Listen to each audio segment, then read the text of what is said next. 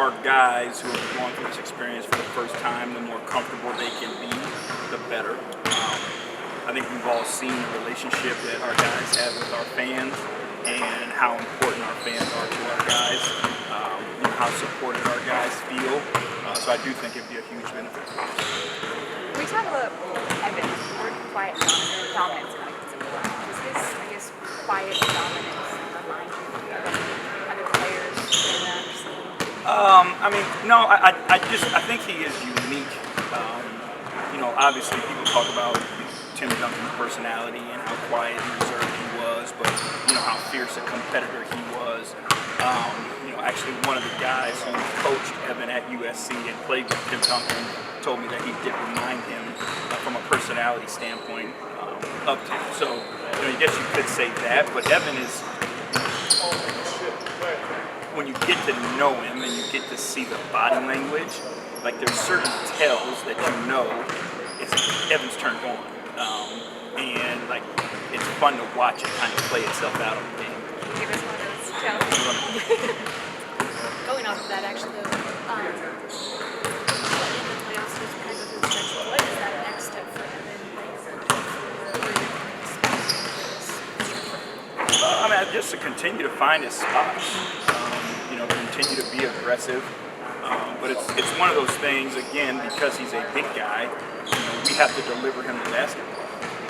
So I think Evan's development is going to continue to go as our team's development goes, and we understand where our points of attack are and where our advantages are.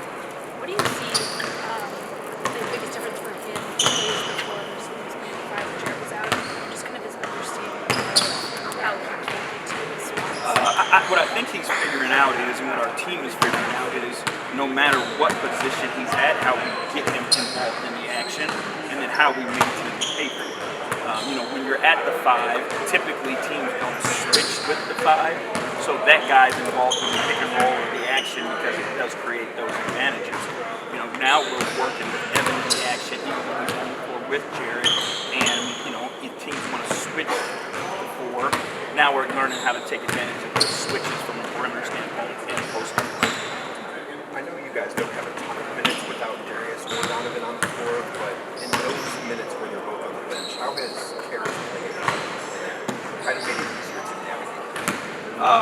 Again, he's been so impressive to me, and I can't say enough good stuff about Karis. But again, it allows you to have a security blanket, so to speak. A guy who can create, who can facilitate, who can play both ends of the floor. But it's also a moment, typically in those times, it gives Ricky an opportunity to have the ball in his hands and run the show some too. So it's a balance that we have that we can play without these guys on it. And you guys can clinch a playoff spot tonight. Watch that game.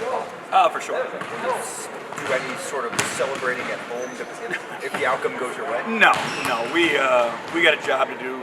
We're still fighting for something, and it's in our hands. So our focus will be on that, and we'll celebrate when the season's over.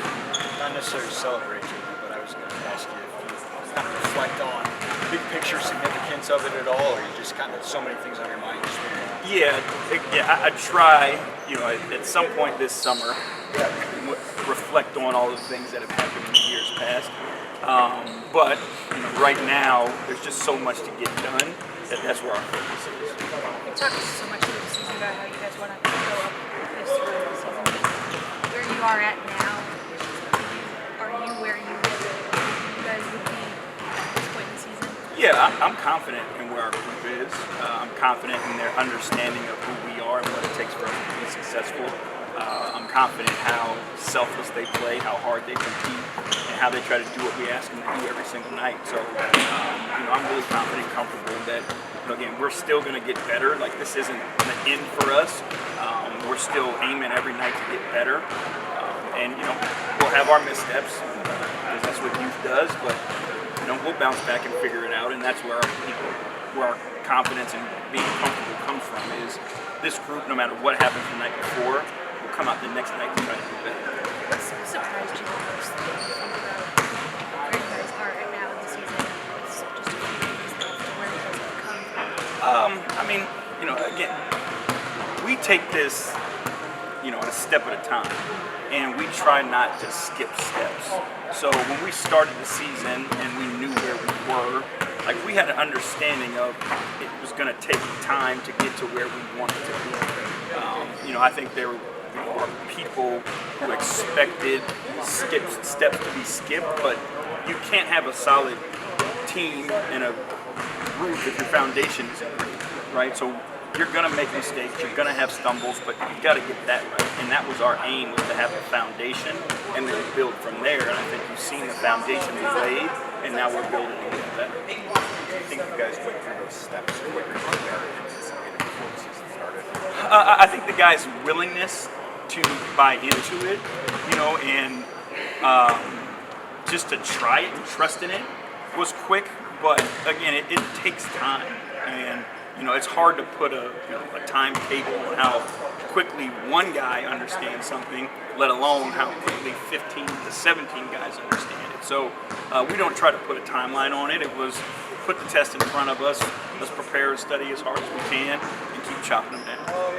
Any players that this has really helped out since he's come on the season? He's spent a lot of time with Evan, talking to him about the ins and outs of the game. Luke was not as talented as Evan, but he was a really good playmaker and passer and facilitator with the ball in his hands, which Evan is really good at as well. So I think they can see the game from the same perspective in that way. And then Isaac also, just helping him through the ups and downs of the season and helping him see the game from his position as well. Bigger picture question for Darius.